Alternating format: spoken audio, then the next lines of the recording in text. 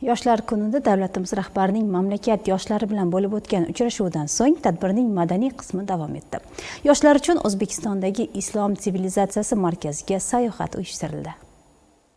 Davlatimiz rahbari tengdoshlariga o'rnak bo'lib kelayotgan, yosh bo'lishiga qaramay ko'plab yutuqlarga erishishga muvaffaq bo'lgan bir guruh yoshlarni kelajak bunyodkori medali va mard o'g'lon davlat mukofotlari bilan taqdirlash to'g'risida farmon va qarorni imzolagan edi. Mukofotlanganlar orasida o'z tadbirkorlik faoliyati bilan hududlarda o'zi kabi yoshlarni ish bilan ta'minlagan, xorijiy til ko'nikmalari va ilg'or g'oyalari bilan chet el universitetlariga grant dasturlarini qo'lga kiritgan hamda ijodiy faoliyati bilan mamlakatimiz tarixini yosh avlodga yetkazishga xizmat qilayotgan ijtimoiy soha a'lochilari ham bor. Ular davlatimizda yoshlarga berilayotgan e'tibordan oqilona foydalanib, tengdoshlariga ham bu boradagi bilimlarni ulashib kelmoqdalar.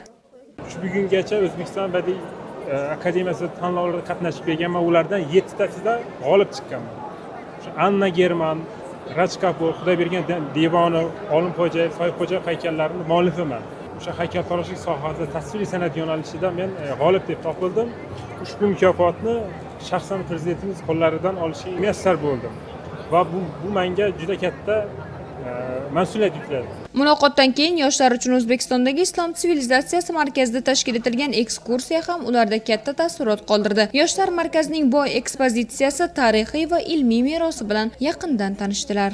Bu yutuq nafaqat meniki, balki butun bolalar akademiyasi jamoasiniki, chunki biz ertalabdan kechgacha birjon bo'lib xizmat qildik, bolalarga ta'lim bilan birgalikda tarbiya berdik va hozir davlat mukofotini qabul qilib olganimizdan so'ng biz yoshlar bilan birgalikda Islom sivilizatsiyasi markazidamiz va bu markaz O'rta Osiyoda yagona hisoblanib, bizni nafaqat bizga motivatsiya beradigan, balki ma'naviy ozuqa beradigan markaz deb ayta olaman, chunki bu yerdagi har bir burchakda bizni kimligimiz, bizni tariximiz, ajdodlarimiz ufurib turadi.